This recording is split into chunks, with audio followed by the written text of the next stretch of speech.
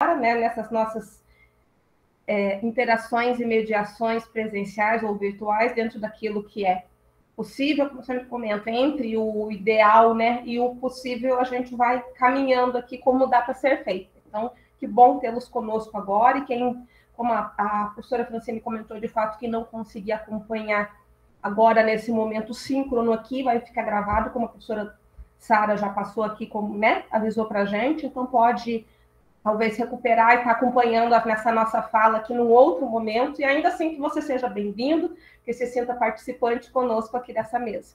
Em primeiro lugar, eu queria agradecer demais o convite da professora doutora Sara, Maria Sara de Lima Dias, né, da Universidade Tecnológica Federal do Paraná, que já é o quarto ano, né, que a gente está realizando essa conferência. Eu tive o prazer e a honra de participar das 4 edições desde o início, inicialmente presencial, depois com essa questão toda da pandemia, a gente migrou para o formato online, mas agradecer a perseverança dela, a paciência, o trabalho árduo para realizar esse evento, como todo ano né? Com base no grupo de pesquisa, ela tem um grupo de leituras de Lev Vygotsky, tem também o grupo de pesquisa, né, o GP do CNPq, que é o TAS, Tecnologia, Atividade, Subjetividade e Saúde. Então, agradecer a oportunidade e o investimento, né? Investimento em tempo, investimento psicológico, né? Que a gente tem em realizar um evento. Então, agradeço a oportunidade aí da professora Sara disponibilizar esse espaço para que a gente possa fazer trocas, possa crescer. E também a Paulinha, como eu chamo, né? A Paula Caldas, que está aqui nos acompanhando nessa mediação tecnológica que a gente precisa desse apoio. Quando a Paula não aparece, ela tem que aparecer. Se não vir, aí a gente, Paula, cadê você? Então, agradeço a Paulinha estar acompanhando a gente aqui, nos assessorando nessa mesa. Então, nós vamos, deixa eu só colocar aqui, para quem entrou depois, nós vamos dar início, então, oficialmente à nossa mesa. Gente, eu peço desculpa pelo barulho, não tinha um barulhinho aqui até agora, né? Normal, faz parte. Nossa mesa intitulada Trabalho, Educação e Mediação Tecnológica, Desafios Pós-Pandêmicos, e a gente intencionalmente colocou esse pós entre parênteses, porque não havia terminado ainda, né? Muito embora estivesse aí recrudescendo nesse momento, a gente vê, nesse momento histórico, um aumento dos casos de novo, né? Fortalecimento, infelizmente, dessa situação. Então, a gente está entre esse pandemia, parece que pós-pandemia, mas ainda não, né? Infelizmente. Então, é nesse contexto que a gente vai discutir algumas questões relacionadas ao trabalho, educação e à mediação tecnológica. Então, essa mesa vai discutir o uso da tecnologia como mediação no processo educacional, né? Nesse contexto brasileiro atual. Então, a gente vai abordar especificamente o uso das tecnologias durante o ensino remoto e também a questão importante do assédio moral ao trabalho docente durante a pandemia. Então, nosso foco no trabalho aqui é voltado para a educação.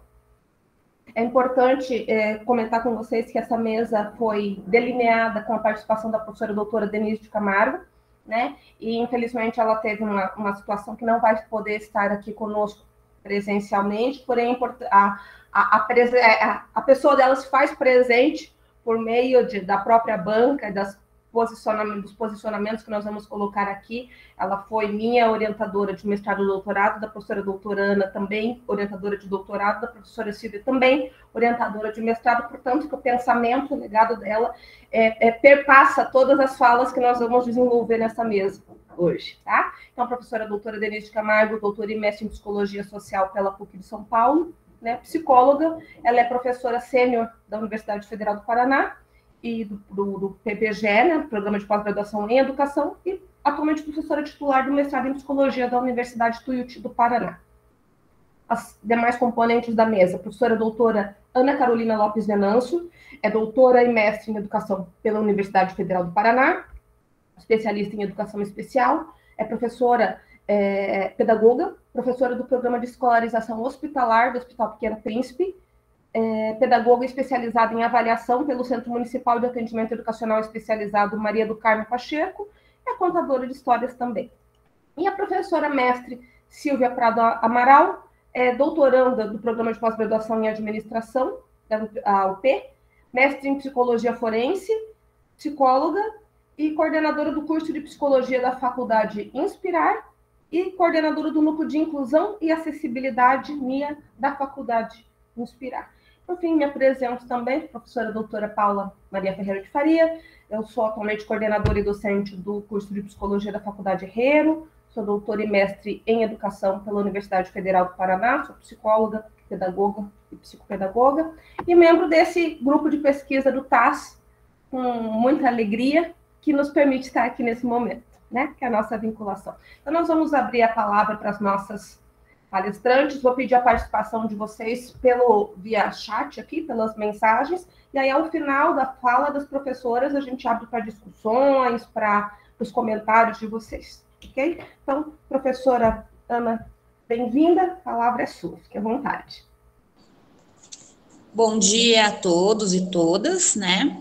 Como a Paula falou, eu sou professora da escolarização hospitalar no Hospital Pequeno Príncipe, pedagoga, né, da Rede Municipal de Ensino de Curitiba, e vou falar um pouquinho da questão da educação, né, brasileira diante dessa situação emergencial da pandemia, de como que se configuraram, né, esses espaços, essas práticas e a nossa subjetividade docente.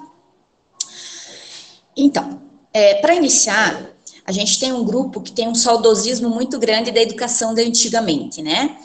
Antigamente era melhor, antigamente tudo era mais fácil, antigamente as crianças eram mais cordatas, mais respeitosas, os professores eram mais respeitados e valorizados.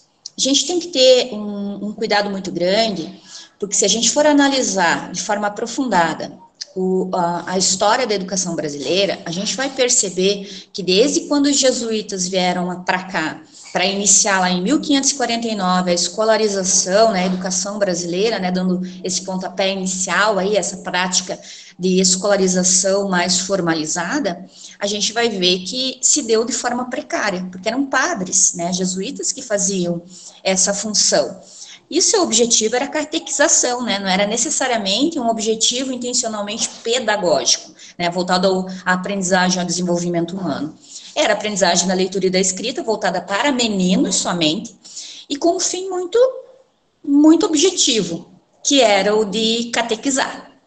Depois, quando a educação se tornou estatal, num primeiro momento, os padres mantiveram sua posição como professores, porque a gente ainda não tinha curso de formação e não tinha um concurso, uma estrutura, né, para que esses profissionais fossem ganhando destaque, fossem construindo a sua carreira e a sua identidade aqui no Brasil.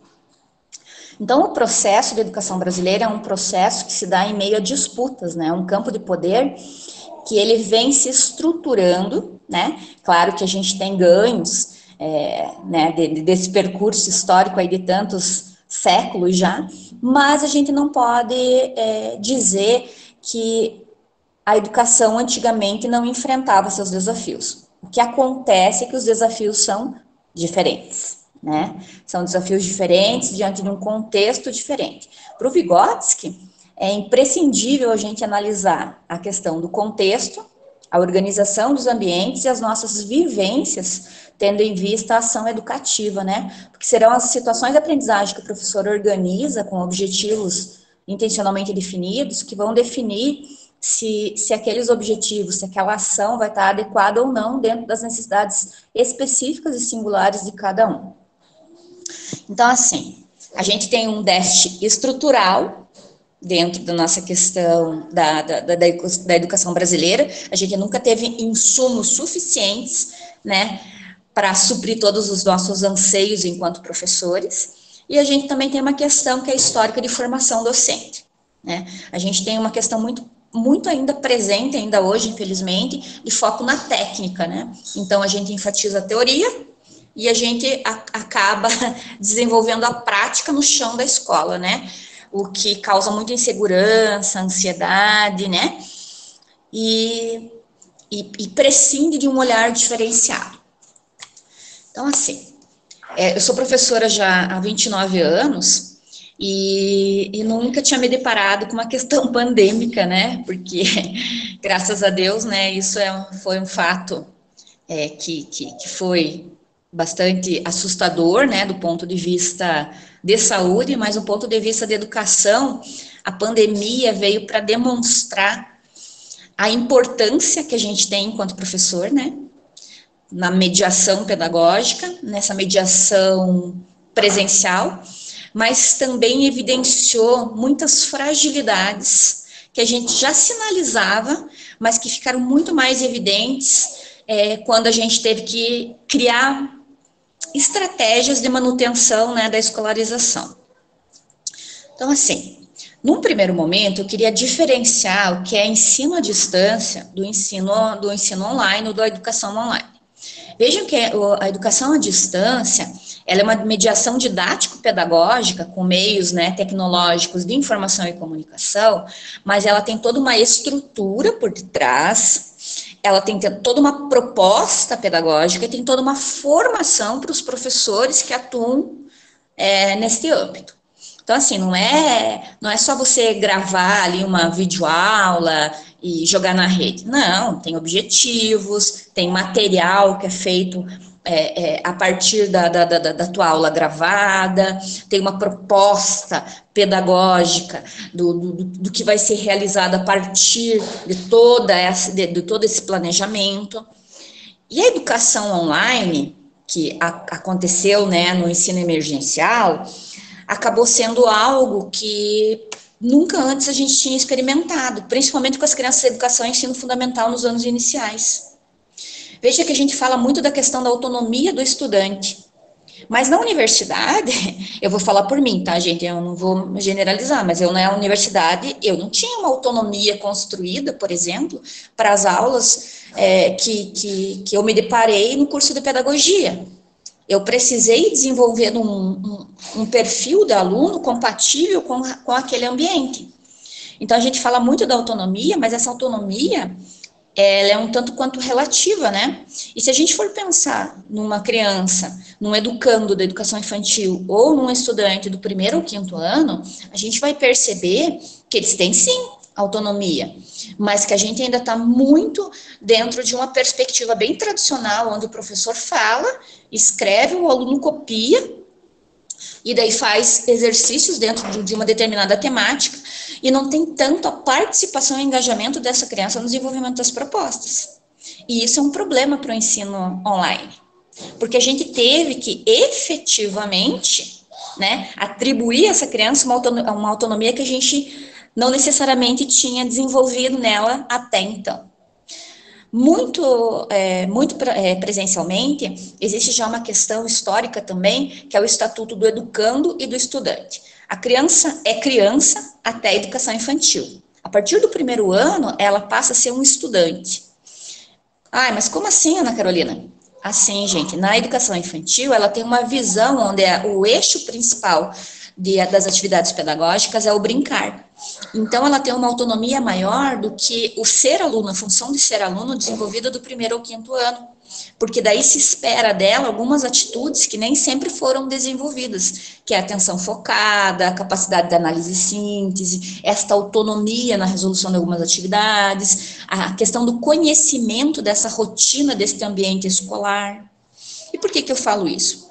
Porque se a gente for imaginar que cada município, cada estado teve que se organizar de acordo com as suas possibilidades e diante da intensa e imensa desigualdade brasileira, né, desigualdade cultural, econômica, e entre os municípios, isso também se evidencia muito presentemente, a gente percebe que houve, sim, uma dificuldade gigantesca que gerou um estresse tremendo, não somente para os professores, mas para todos os estudantes e suas famílias.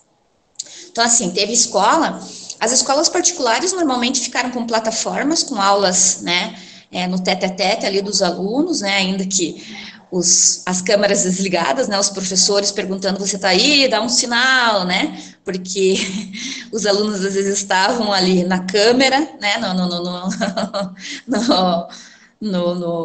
no computador, no celular, no tablet, enfim, mas não necessariamente vinculados àquela tarefa em específico. Para outras realidades, né, nas escolas públicas, foi feito kit de atividades com orientações.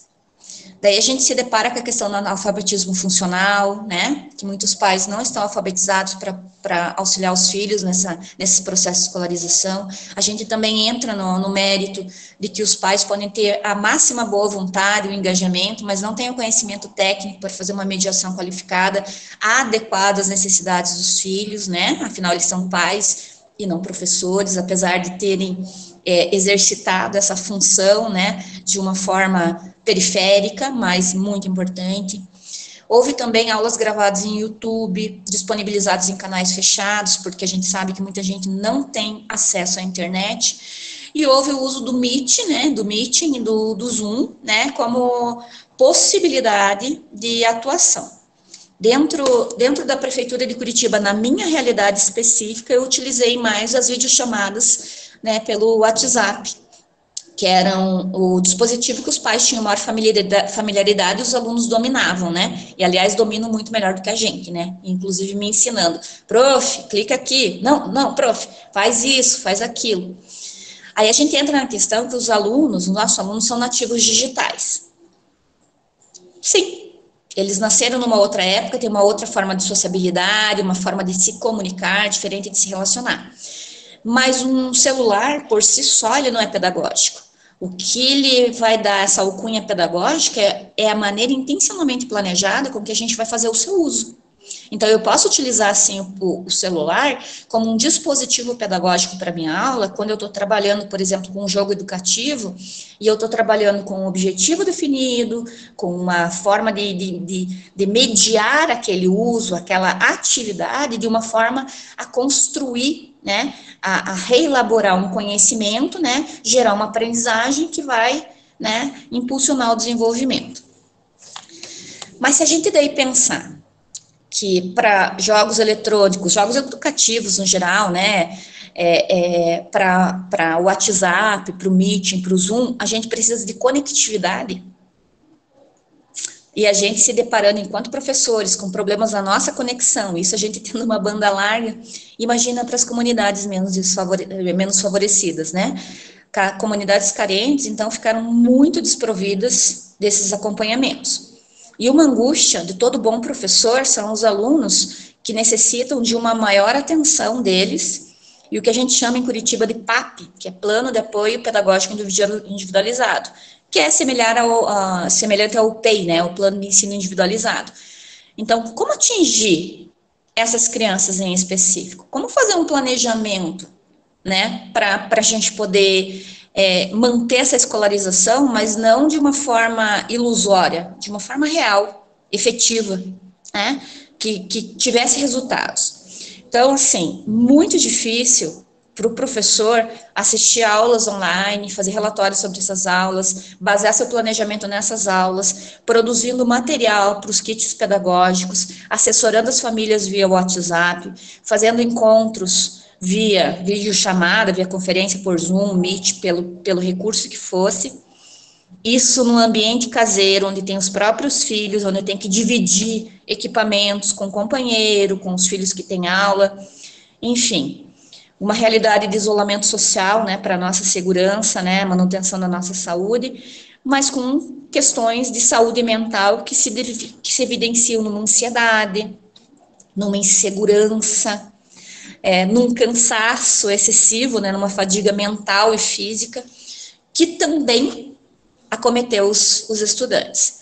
Em relatos de crianças que eu atendi, eles se queixavam que as aulas, às vezes, não chamavam atenção, às vezes eles achavam que eram muito longas, às vezes eles achavam que deveria ter tido uma complementação, porque não foi suficiente para que eles compreendessem o conteúdo.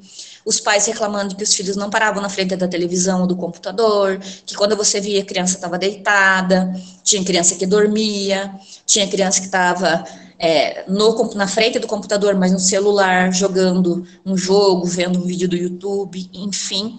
Os pais puderam experimentar também um pouco da nossa dificuldade enquanto professor de manter o aluno dentro de uma disciplina corporal que é muito difícil de ser adquirida, né? Que é dentro de um treino, né? Para poder focalizar a atenção, né? Ter essa atenção concentrada para as atividades. Então, gente, o que eu queria deixar assim muito marcado foi que aqui a mesa não tem o objetivo de criticar essa ou aquela forma ou aquele modelo de ensino emergencial que foi adotado, tampouco desmerecer, né, a tentativa meritória dos professores, gestores, né, de ensino, de manter esse vínculo com a escolarização. Muitos professores conseguiram se fazer presença sem ser presença física, né? Mesmo nesse mundo virtual, conseguiram manter o vínculo com as suas crianças. E foi um vínculo muito importante, porque eles ficavam muito felizes de ver a gente, de interagir, de ver o colega. Tinha sempre um momento de troca, né, de conversação, né? A gente também apoiou os pais, né, no sentido de que a gente teve que fazer um reforço positivo aí para eles manterem persistência, né? Muitos queriam desistir, né? Não queriam mais fazer as atividades porque não achavam que não estava surtindo efeito. Mas a nossa preocupação aqui central, que a gente gostaria de problematizar, é a questão da aprendizagem mesmo, né? A gente teve muitas aprendizagens importantes. A gente percebeu que a gente precisa um do outro. A gente percebeu o valor da mediação qualificada do professor. A gente percebeu que a escola é um ambiente essencial para as nossas crianças e para nós, né, enquanto profissionais, né, porque a gente sentiu muita saudade das situações que a gente vivencia no dia a dia, da troca com os colegas. Mas o que ficou também muito evidente é que a gente precisa ter um apoio mútuo enquanto rede de comunidade escolar. Apoio para os pais, apoio para os diretores, para os pedagogos, apoio entre os professores e para as crianças. Porque a gente enfatiza muito a questão da criança, e às vezes a gente sobrecarrega a criança, mandando para um neurologista, para um fono, para um psicólogo, para uma avaliação psicopedagógica, desconfiando de um distúrbio, de um transtorno de aprendizagem, quando o que aquela criança precisa é brincar, né, porque as nossas crianças hoje em dia não brincam tanto, é desenvolver essa questão psicomotora e desenvolver suas habilidades socioemocionais. Esse retorno da pandemia, né, que ainda podemos dizer que ainda estamos nesse processo, ele demonstrou uma fragilidade enorme, né, na questão das relações. E a mediação é por si só uma relação de afetividade, onde a gente afeta e é afetado, né? Professores e alunos interagindo de uma forma não linear, né? De uma forma muito dinâmica, e um direcionando o olhar do outro sobre aquilo que precisa ser trabalhado, ser aprimorado, o que ainda não foi internalizado, o que está em processo de internalização e precisa ser melhor estruturado. Então, assim, o que a gente se preocupa muito e pensa, né, dentro da perspectiva vigotskiana, é quais ações que a gente vai empreender daqui para frente para superar as lacunas que a pandemia causou, né, que claramente a gente já tem uma assincronia, né, entre a idade escolar, né, e a questão da aprendizagem da criança, né, muitas crianças no 3º, 4º ano sem estarem alfabetizadas, né, o que é seu direito. Agora, pensando na pandemia, a gente tem que pensar em recursos práticos, né, de caráter prático e de caráter emocional para apoiar os professores na sua função, né, na sua profissão, né, para desenvolverem estratégias de superação e para superar tanto as famílias quanto os estudantes, né, para que eles possam efetivamente também ter todo o apoio necessário para poder ter os seus direitos garantidos, né, o direito da criança é de aprender. É essencial a gente ler e escrever para a gente se desenvolver em todas as outras áreas, né, então, assim, isso é um direito básico, tanto quanto a saúde, né, o que ficou bem evidente também agora na pandemia, a importância dos enfermeiros, dos médicos, né, do nosso SUS. Então, assim, o que eu gostaria de problematizar com essa fala e de deixar muito evidente é que os modelos foram surgindo diante da criatividade, do protagonismo dos professores, né? Se a gente for pesquisar, houve, assim, inúmeras propostas bastante inovadoras. O uso da tecnologia em si é algo que a gente pode, sim, aproveitar para as aulas, né? Mesmo porque nossos alunos sendo nativos digitais, a gente tem que aproximar a escola da vida, né? Então, é uma demanda que a gente tem que pensar, né? Para que a gente possa manter essa motivação, né, esse desejo de aprender com o uso do que lhes é assim tão caro, né? Mas simplesmente o uso da tecnologia não vai resolver se a gente não se alfabetizar também nesse uso, né? Para que a gente possa usar competentemente e de uma forma pedagógica. Porque, como eu disse, né? Não é porque é tecnológico que vai ser pedagógico, né? Prescinde de toda uma intencionalidade de uma mediação qualificada. E que a gente também, é um alerta que eu faço, de uma forma particular, que a gente não tem um saudosismo de uma época que às vezes a gente nem viveu, né? Achando que a educação antes era mais valorizada, era melhor, os alunos, isso, aquilo, né? Que a gente possa efetivamente se unir enquanto professores, porque eu acho que é uma classe ainda bastante desunida, que a gente possa ser um grupo de apoio entre docentes, né? E que a gente possa resgatar essas lacunas de uma forma a tornar a educação brasileira mais inovadora e focada numa postura mais criativa, né? Porque a pandemia, ela trouxe muito estresse, mas ela demonstrou como os professores são inventivos e criativos e podem ser inovadores. Ainda que com todo o estresse, com todas as questões que vieram, né, que repercutem até hoje no nosso trabalho, a gente descobriu como a nossa inventividade, como a nossa expertise, né, precisa sim ser valorizada. Porque a gente fez o nosso melhor, né? E muitas crianças tiveram sucesso. Claro que a gente sabe que essas crianças foram as que tiveram maior acesso, tiveram uma mediação familiar, né? Mas a gente não pode desconsiderar isso. Eu tive até uma mãe de uma criança que fez um depoimento muito bonito. Eu não sou professora de sala, eu sou professora do hospital, né? Então eu atendo crianças em situação de adoecimento, né? Principalmente da oncologia e do setor de síndromes raras. Professora, Então, 5 minutos, tá bom? Obrigada. Então, assim, eu já tenho alguns desafios, né? Porque essas crianças normalmente estão em atendimento pedagógico domiciliar, eu tenho aula somente uma vez na semana, né? Com orientação de atividades pela família, já num processo que até as auxiliou nesse período, mas a gente conseguiu fazer a alfabetização de muitas crianças de modo virtual.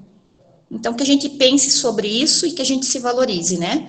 E que nessa perspectiva histórico-cultural a gente nunca deixe de acreditar na excelência do ser humano e na possibilidade de todos de aprenderem, né? Contanto que a gente tenha uma mediação intencionalmente planejada e qualitativamente, né? Destinada a esses objetivos. Então, é isso, pessoal. Professora Ana, muito obrigada pelas suas. Eu fiz também. O pessoal que quiser ir comentando, pode ir colocando, registrando ali no nosso chat. Eu mesma já fiz algumas pontuações aqui que a gente pode discutir ao final da mesa. Agradecemos demais a sua fala. Agora nós convidamos, então, a professora Silvia está compartilhando conosco. Professora, gentileza. Obrigada, professora Paula. Obrigada, professora Ana. Agradeço o convite para a banca, é a quarta conferência, mas é a primeira que eu participo, então estou bem orgulhosa. A professora Denise, que me indicou, minha coordenadora do mestrado, né, em psicologia forense, e eu quero aqui, eu vou fazer um recorte da minha dissertação, mas eu quero contar para vocês uma história de como que eu chego nesse tema que que é o assédio moral em relação aos professores, né? Assédio moral contra esses professores durante a pandemia, que não era o meu objetivo inicial, e eu vou fazer esse recorte para contar o que eu encontrei aí nessa pesquisa. Então, eu inicio o mestrado em março de 2020, acho que a gente assistiu 2 semanas de aula presencial e fomos surpreendidos, como todos, né, aqui, com vão para casa e esperem notícias. E a gente começa a ter as nossas aulas virtuais e começa a dar aulas, porque eu sou professora também da faculdade, curso de administração, hoje curso de psicologia, e quando a professora Ana fala sobre como nós recebemos, pareciam aulas espirituais, né? Você está aí, você não está aí. Então, a gente passou por toda essa dificuldade e acho que no mestrado os nossos professores não passaram por isso, porque o nível de maturidade era um pouco maior, né? Mas o que aconteceu? Eu, logo que ingressei, sob a orientação da professora Denise Camargo, tinha interesse de falar sobre algum tipo de violência e pensei num primeiro momento em falar sobre a violência contra pessoas com deficiência e tinha aí esse viés que acabou se tornando, no primeiro ano, inviável. A gente sempre achava que ia voltar, né? A gente saiu se despedindo, pensando que ia voltar na semana seguinte, quando a gente se deparou que era um ano que tinha se passado e a gente não tinha voltado ao presencial, e isso impediu que eu fizesse a minha pesquisa dentro de uma escola, que era o meu objetivo, tinha, inclusive, aprovação para tudo isso na escola, mas eu não tinha alunos na escola. Então, eu fiz, no final de 2020, num trabalho que eu estava fazendo virtual de avaliação de liderança, dentro do meu, além de ser professora, eu trabalho com consultoria na área de avaliação de liderança e psicologia, eu encontrei alguns profissionais, líderes dentro de organizações, numa indústria em particular, sofrendo, né, sofrendo assédio que não deixou de acontecer por conta da pandemia. Então, ele só mudou o formato, né? Então, era por WhatsApp, era por e-mail, era pela interação virtual, as cobranças pareciam ter se tornado um pouco maior, e eu peço para minha orientadora para pesquisar sobre isso. Então, foi uma correria, né? Como vocês imaginam, nós temos 2 anos de mestrado, e eu fui me dedicar a isso, até porque fazia muito sentido dentro da minha história profissional, porque eu sou psicóloga da área organizacional há 20 anos, né? Então, ou seja, eu vivi dentro das organizações.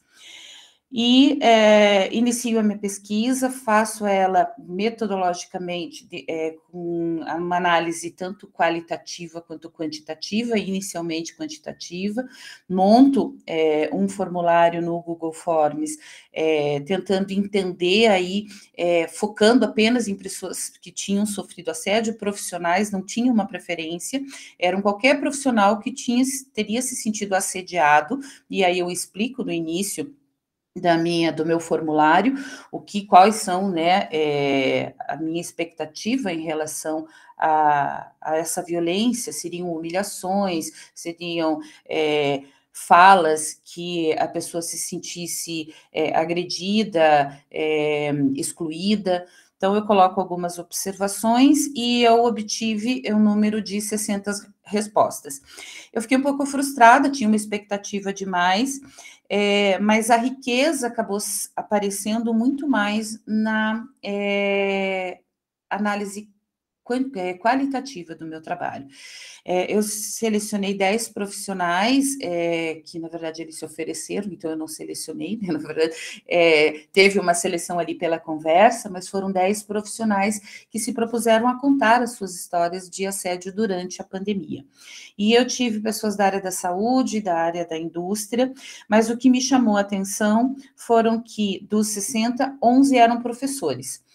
É claro que a gente consegue imaginar que, até por eu ser professora, dentro do meio inicial que eu passei, apesar de que ele ficou bastante distribuído, eu coloquei em várias redes sociais, né, seja no Instagram, no Facebook, no LinkedIn, mas 11 professores responderam e essas histórias me chamaram a atenção. Das 10 entrevistas, 6 eram professores que se ofereceram, e daí eu fiz,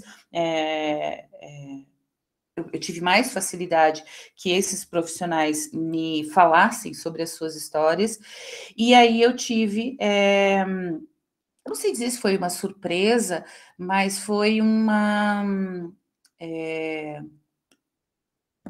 foi alguma coisa que foi para mim inédito, talvez, não sei se foi inédito, eu tô na dúvida aqui em relação a essa surpresa, porque eu sabia que isso acontecia, mas eu não sabia que era no formato em que eu identifiquei. Então, só para que contextualize, foram 52 mulheres que responderam, ou seja, eu tive uma maioria de mulheres, isso já pela professora Margarida Barreto, que é a principal precursora e a maior pesquisadora que veio a falecer, inclusive, esse ano, que trouxe, inclusive, o termo assédio moral para o nosso vocabulário aí, aqui no Brasil, que traz da Marie-France Irigoyen, que já estudava isso fora do Brasil. Ela já tem na pesquisa dela que o gênero feminino, na verdade, as mulheres são mais assediadas. Então, a minha pesquisa, mesmo tendo uma amostra menor, ela repete aí a mesma porcentagem, que é de em torno de 86% de mulheres que as mulheres sofrem mais assédio que os homens. E assim, foram profissionais principalmente seletistas que responderam, foi mais de 50%, e 30 pessoas tiveram a oportunidade de colocar no formulário do Google Forms que eles expressaram a opinião em relação à pandemia, porque eles tinham um espaço de escrita que poderia ser colocado. E daí coisas falas que foram ouvidas, e daí a nossa análise vem também com o olhar vigotskiano, que ele vem no sentido de entender os sentidos e os significados dessa violência, dessa fala que foi ouvida nesses 10 profissionais, né? Então, desses profissionais, mas assim, deixa eu fazer uma separação. Os 30 profissionais que responderam no Forms foram virtualmente e outros 10 que foram ouvidos. Então, eu vou falar primeiro agora dessas falas que foram escritas, na verdade, que foram comentários das pessoas que se sentiram agredidas, que se sentiram assediadas. Falas do tipo, o que você viu de diferença antes da pandemia, e a gente já estava voltando quando eu fiz essa pesquisa, né? Já estava algumas pessoas voltando. Antes da pandemia, durante a pandemia, algumas chegaram a comentar esse retorno, mas o foco era mais durante a pandemia, e antes da pandemia e durante a pandemia, perdão. Então, assim, o que ouvi, né? Nível de insatisfação aumentou e a preocupação de perder o emprego também. Piorou, pois aumentaram as reclamações dos pais, isso um professor falando, né? E alunos, e aumentou a pressão. Os alunos fizeram comentários sobre a minha casa, sobre a minha família, sobre a minha disponibilidade. Quase tudo foi checado depois em reunião e comentado na frente dos colegas. Então, uma professora falando sobre os comentários que tinham depois em reunião, que os pais falaram, a casa dela tem isso, tem aquilo, comentários sobre a vida particular desse professor. Então, ou seja, a professora Ana traz para a gente, lógico, que um olhar de empenho dos professores, né, nessa busca, ou seja, nós não estávamos preparados para interagir nesse formato de tecnologia. Há um esforço que foi reconhecido por grande parte da população, como a própria professora Ana colocou, mas existiu uma parcela da população que aproveitou, e assim, eu vou falar sobre essa violência, que parece uma repetição de uma violência estrutural, que assim, eu posso falar sobre a outra pessoa, falar sobre a casa da outra pessoa, eu posso, né, no caso, falar do professor, sem critério, sem muito filtro, em uma situação que deixa um desconforto. Então, assim, outras pessoas que disseram, antes da pandemia era menos estressante, se tornou difícil e as pessoas mais frias. Pânico, fomos expostos ao perigo do Covid diretamente, mesmo que administrativos de um hospital, esse no caso era uma pessoa de hospital, e o gestor continuou sendo irônico, as pessoas do administrativo foram perdendo o brilho nos olhos. Uma pessoa escreveu em letras, né, maiúsculas, absurdamente tóxico. Sobrecarga de trabalho, comunicação falhas, ligação em horário de descanso. Então, assim, a carga de trabalho aumentou, teve quem disse isso, as pessoas se tornaram mais hostis. isolamento e excesso de cobrança. O controle passou a ser ainda maior, assim como as exigências sem sentido, que levavam ao retrabalho, à dificuldade de planejamento por alterações constantes que não permitiam o estabelecimento de rotina de trabalho.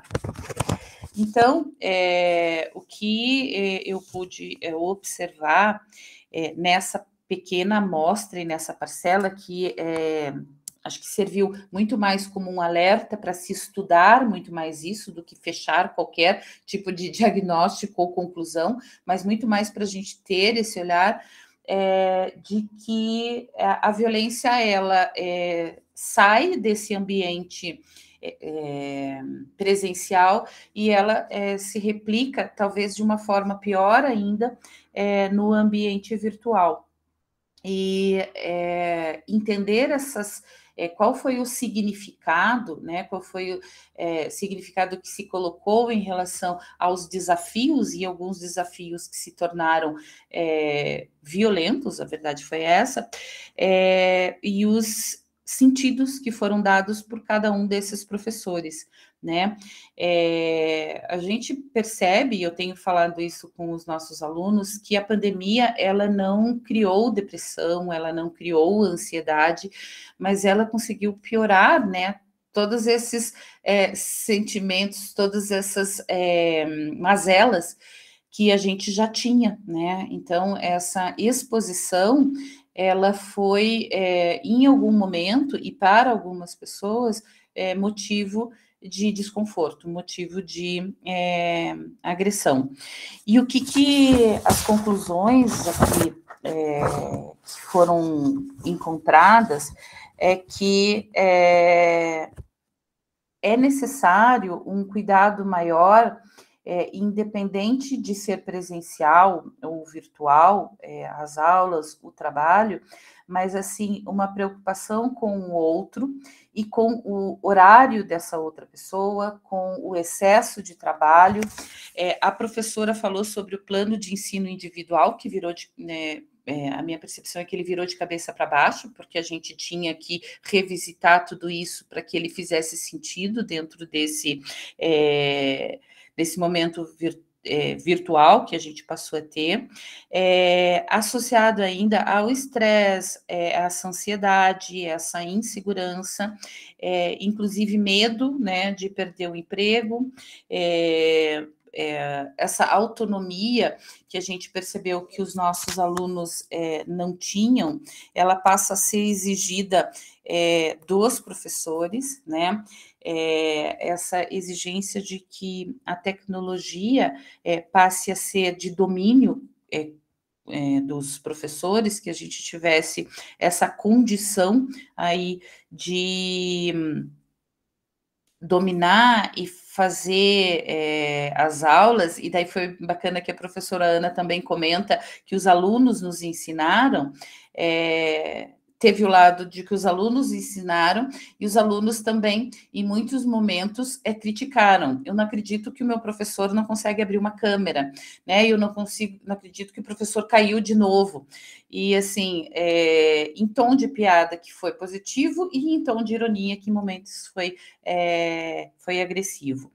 Então, a pandemia traz para a pandemia e agora a pós-pandemia, trouxe para a gente muitos aprendizados, e eu acho que um aprendizado que parece bastante importante é a gente refletir sobre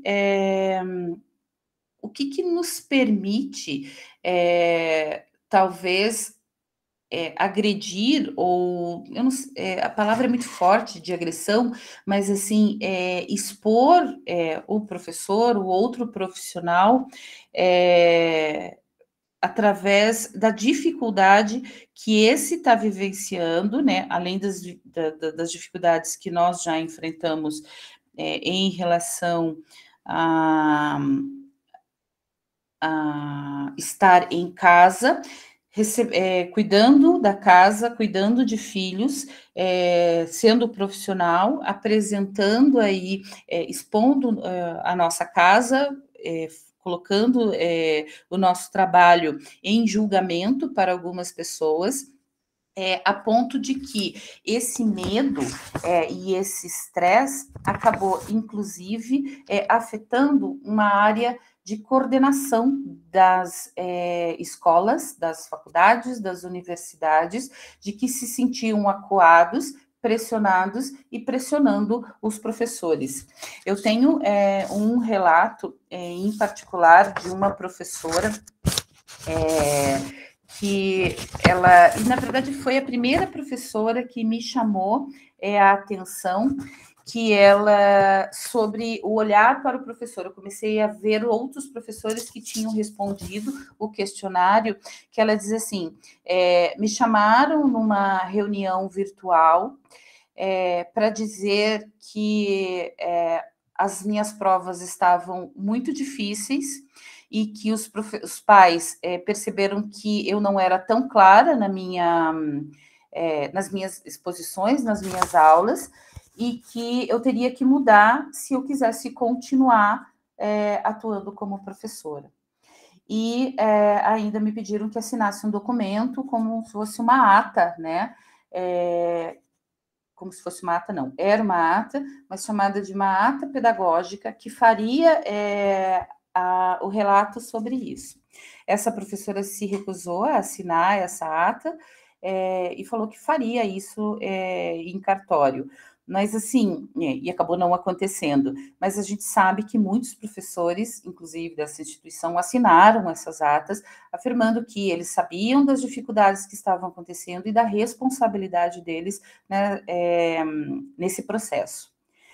Então, assim, o que eu quero dizer, nós professores tínhamos a nossa responsabilidade nesse processo, isso acho que não é dúvida, né, para ninguém, mas acho que a pandemia era um momento do compartilhar essa responsabilidade, né? O que era? Então, vamos montar um plano juntos. E muitas vezes os professores se sentiram solitários nesse papel de dar as suas aulas e refazer o seu plano de aula e se tornarem atrativos. Então, eu acho que a pandemia trouxe essa parcela de mazela, e eu não estou generalizando, é óbvio que eu estou falando de uma parcela que tem que ser olhada, e eu acho que ela tem que ser refletida antes, durante a pandemia e agora após a pandemia, né? Então, acho que nós, como pesquisadores, temos esse papel, e eu acho que uma análise muito mais do que quantitativa, mas qualitativa desse processo, entendendo aí todo o histórico, a nossa cultura, o que nos permite produzir violência numa gama maior, sejam com professores, sejam com enfermeiros, sejam com qualquer profissional que esteja aí dentro do mercado, é um tema que continua e precisa ser cada vez mais pesquisado e entendido,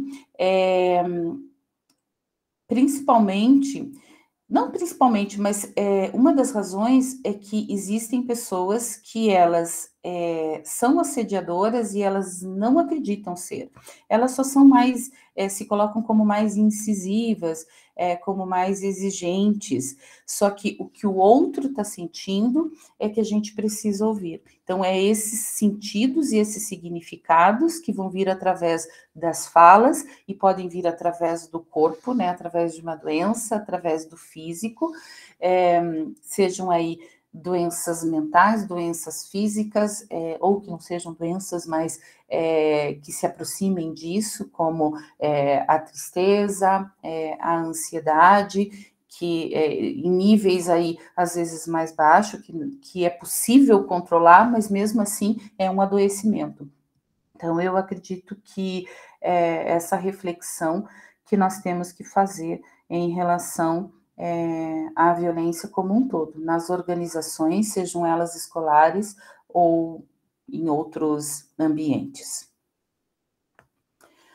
Professora, eu acho que a minha fala seria isso, eu sei que eu não cumpri ainda todo o horário, mas eu fico à disposição aí para perguntas.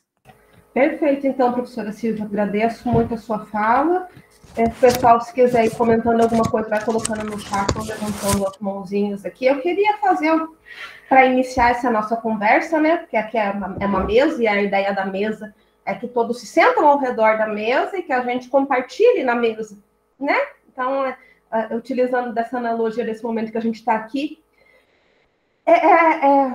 ter algumas reflexões entre todos nós aqui, amarrando um pouquinho as falas de vocês. Eu fico pensando, enfim, tantas coisas. Quem me conhece sabe, todas as nossas pesquisas estão pautadas. Esse congresso é histórico-cultural, né? E eu sou uma profunda fã, pessoalmente, do Vygotsky.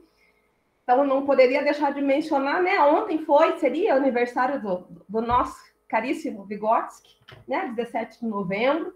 E aí é uma data bastante significativa para a gente que estuda, que pesquisa, que se pauta ainda hoje, né? Nessa teoria que ele desenvolveu. E eu não consigo deixar de pensar, eu gosto de quando estou estudando, eu fico imaginando, né, contexto de vida e tudo mais. Isso é importante para a gente também, para entender a teoria, o legado de alguma pessoa. E a gente está falando de pandemia, desse contexto que a gente tem, e eu não consigo deixar de pensar que o Vygotsky teve uma doença que era muito grave na época, que causou um isolamento.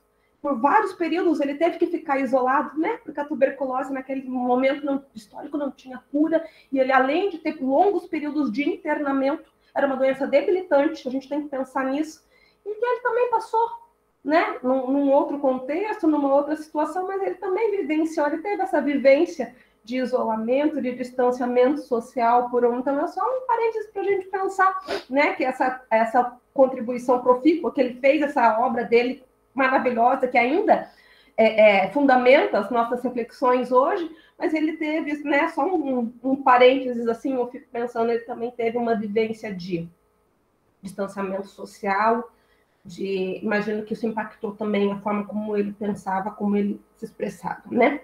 Enfim, digressões.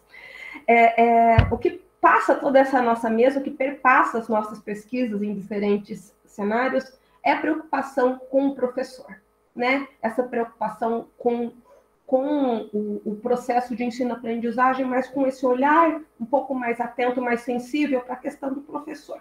Então, como é que o professor se insere nesse contexto onde é necessário, onde é demandado dele uma utilização de tecnologias que ele não dominava, como a professora Ana colocou, ou como a professora Silvia comentou para a gente, né, esses excessos, até onde ia o trabalho, até onde as pessoas começavam, de repente, a se achar também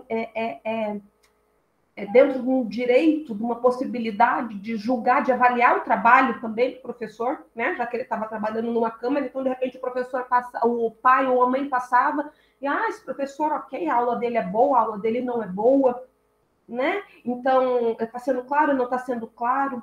Ou as exigências, às vezes, da gestão pedagógica, né? Não é porque você está trabalhando de casa que você está 24 horas trabalhando. Isso já é uma questão que a gente, principalmente a gente trabalha com ensino superior, tem que lidar, né? Mensagem no WhatsApp, mensagem por e-mail de aluno querendo coisa no domingo, o horário que você... Então, já é... Mas quando vem da gestão, né? Que deveria te amparar.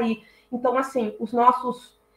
tempos e espaços de trabalho e de vida, eles foram muito amalgamados, né? E ficou muito difícil diferenciar o que é até onde era o trabalho, até onde era a vida, o privado e o público nesse contexto. E aí surgem os excessos, essa questão do sofrimento, essa questão do assédio que é insidiosa, né, que não deveria acontecer, mas vai acontecendo, como a professora Silvia colocou, disfarçada, de não, eu sou crítico, não, eu sou exigente, né? Não, eu estou primando pela qualidade do ensino, por isso que eu estou chamando esse professor nesse horário, mas na verdade, né, máscaras às vezes aí para situações que de fato passam dos limites aí, né, de uma gestão, de uma atuação docente.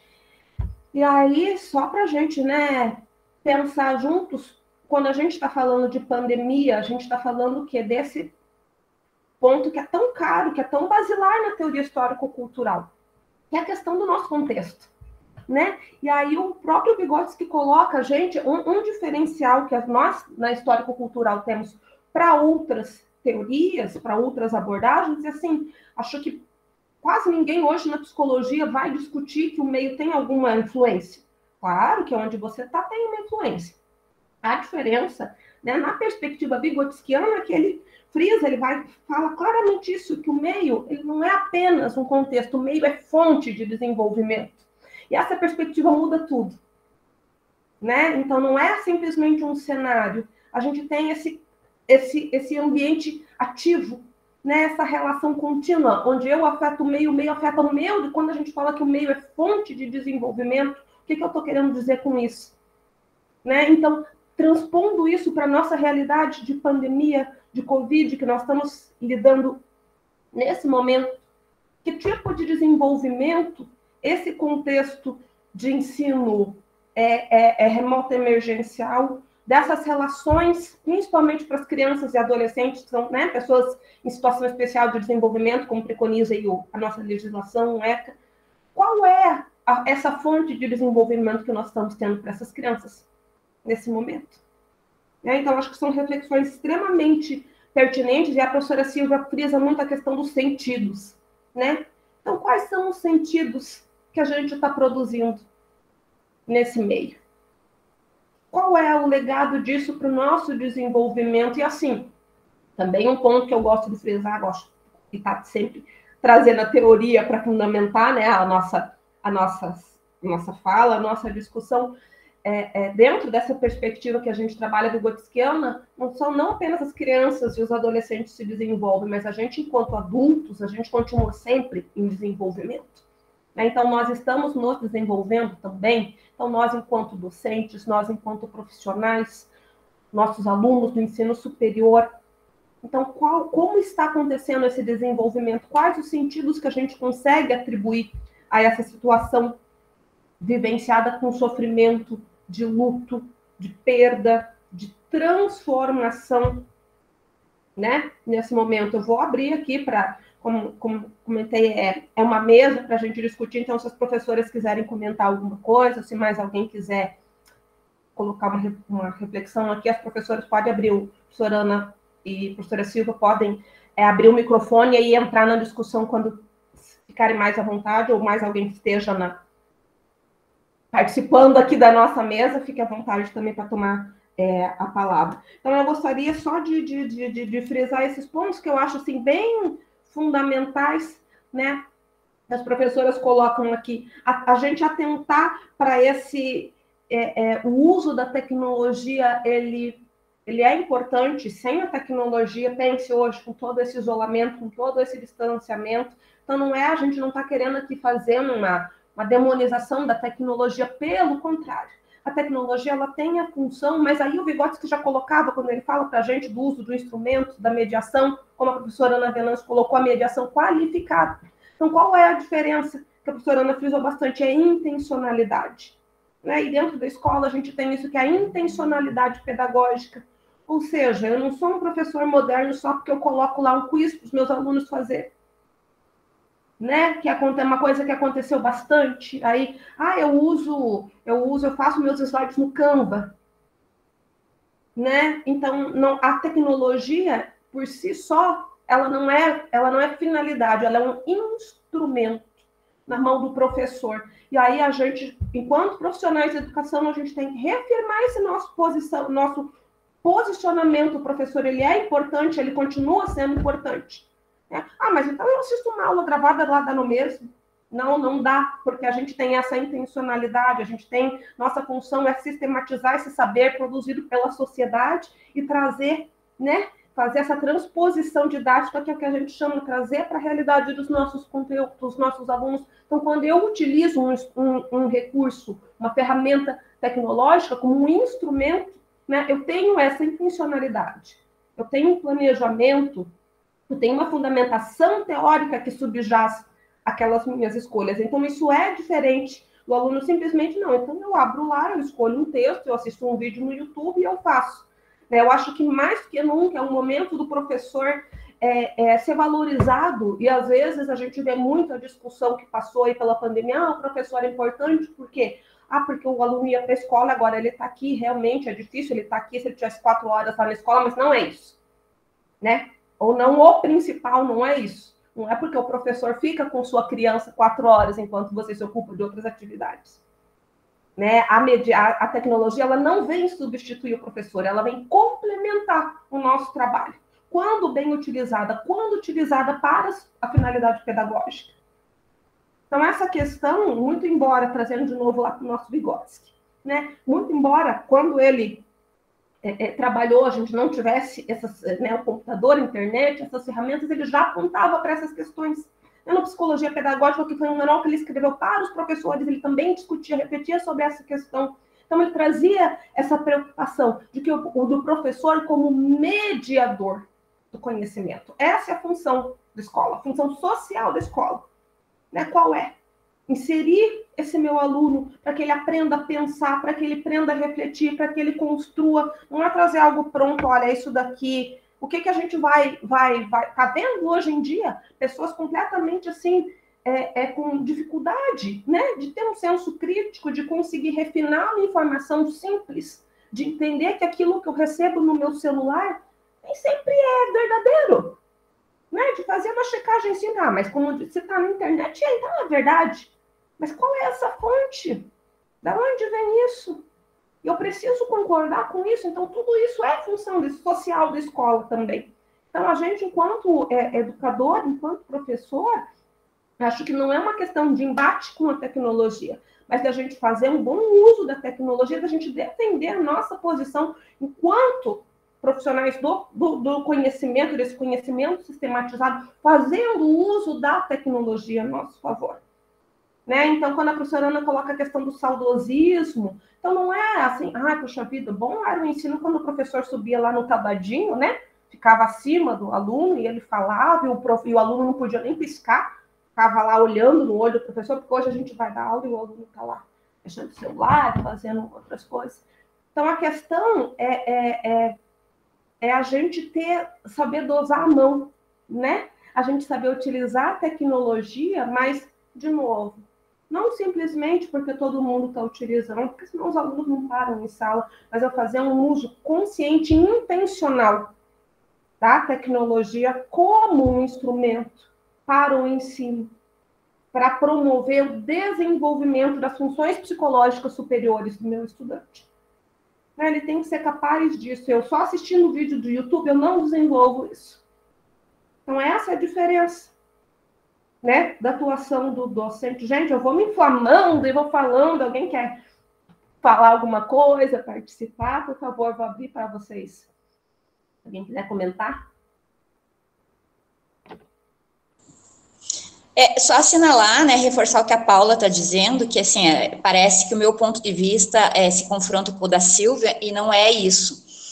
Eu destaquei um ponto de protagonismo do professor, de criatividade, porque até pelo estresse vivido e pelo desmerecimento do trabalho, que muita gente acha que foi um trabalho absolutamente desnecessário, e por todas as discussões, né, no contexto político atual do nosso país, né, de uma banalização, né, do trabalho docente, de todo o percurso de construção da nossa educação brasileira, né, desconsideração de muitas questões científicas, a gente tem que ressaltar, eu acho bem importante a gente ressaltar e celebrar a nossa identidade enquanto docentes, né, e na perspectiva histórico-cultural, a gente sabe que a mediação qualificada, ela é imprescindível, assim como a organização das situações de aprendizagem para decorrer em vivências positivas que tragam a possibilidade de sentidos positivos ao trabalho da criança na sua função de aluno, né, de aprendiz, para que ele se sustente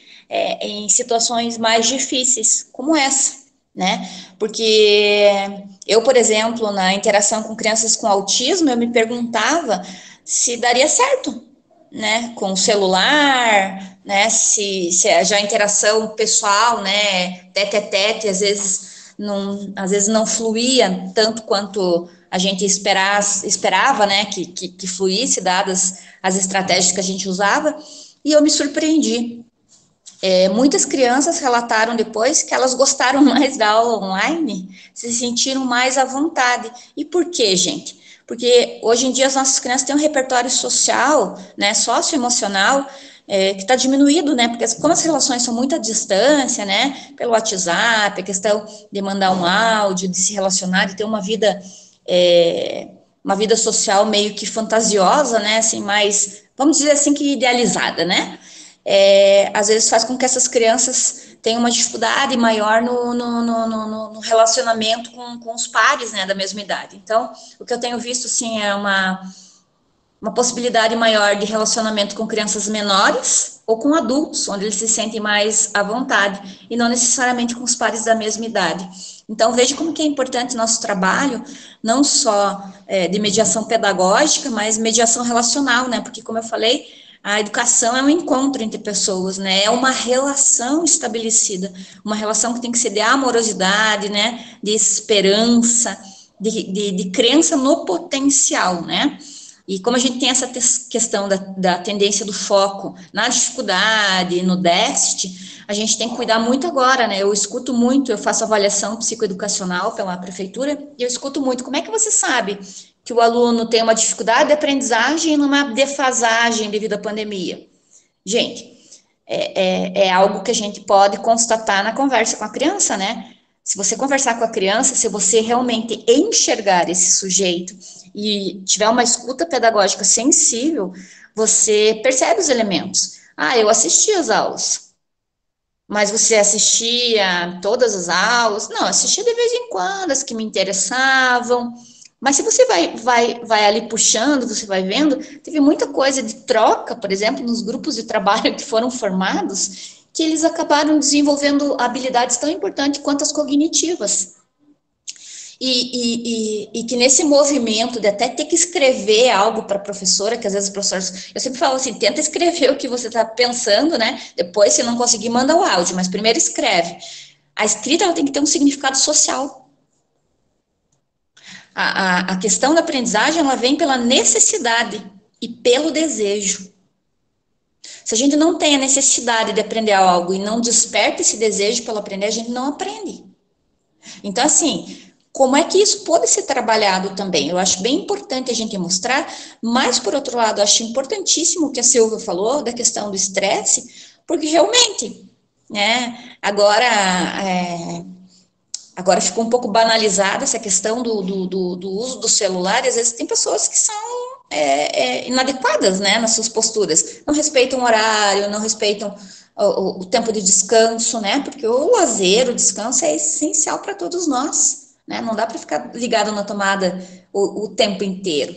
E assim, a forma como você se coloca, a maneira como você comunica uma ideia tem que ser respeitosa, né? Eu posso até discordar, mas eu posso discordar de uma maneira elegante, né? Então, assim, tudo isso tem que ser levado em consideração para pensar nessas relações entre os sistemas de ensino com os professores, entre os gestores, enfim, todas essas pessoas que fazem parte, e até entre filhos e pais e professores, que parece assim, hoje em dia a família não participa mais, porque não... Está se criando um embate, assim, como se as pessoas fossem gladiadores, e cada um de um lado, e assim, não sei o que as pessoas esperam ganhar com isso, né? Eu acho que o único prêmio vai ser uma barbárie, mas a gente tem que se ver como parceiro, como copartícipe. Eu fico muito triste quando eu escuto assim, a criança, não é problema meu, é problema da família. Primeiro que criança não é problema. Segundo, que a criança vai ser da escola por um tempo, vai ser dos pais a vida inteira, mas vai ser da nossa sociedade em tempo integral também. Então, vamos pensar, né? Vamos pensar em relações harmoniosas, no respeito mútuo, no apoio mútuo, no engajamento coletivo, para que a gente possa efetivamente resgatar lacunas, mas também laços afetivos, né? Que a gente possa efetivamente ser presença, mesmo quando a nossa presença física não está sendo possível, né? Que a gente possa evocar os laços que nos unem a essas pessoas no contexto da educação e que esses laços sejam tão fortes que nos sustentem e sustentem a nossa caminhada daqui para diante, né? Que, como dizia o Paulo Freire, né? Mudar é difícil, mas é possível, né? Então, que a gente, com esse pensamento, a gente persista, né?